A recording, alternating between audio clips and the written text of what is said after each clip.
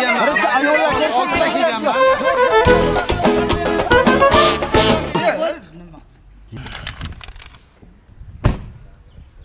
Boburboy keldimi? Nimaga kelibdi ekan? Menimcha shu ko'chal asfalt bo'lsa kerak-da, bir yangilik qiladi bu.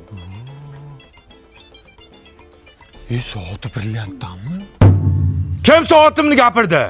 Uzr, men gapiraver. Ha, soatim brilliant. Mashinam BMW, telefonim 16. Rais bo'sh etdimikan? Kimni o'chirdi?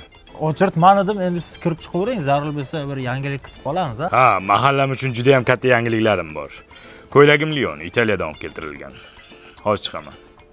Amaki, o'chirdingiz ayollarga bersangiz bo'lardi-ku.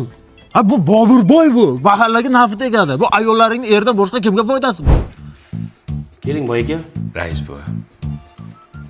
Shu kam ta'minlanganlar ro'yxatiga qo'shib qo'ya olmaysizmi akajon? Uyalmaysizmi? Shuncha mashinangiz bor, uyingiz bor.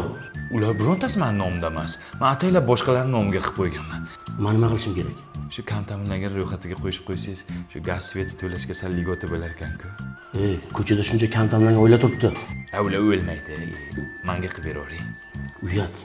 Keyin iloji bo'lsa, shu bitta subsidiya qilib bersangiz uy olmoqchi edim. Subsidiya uy yo'qlarga qilib beriladi.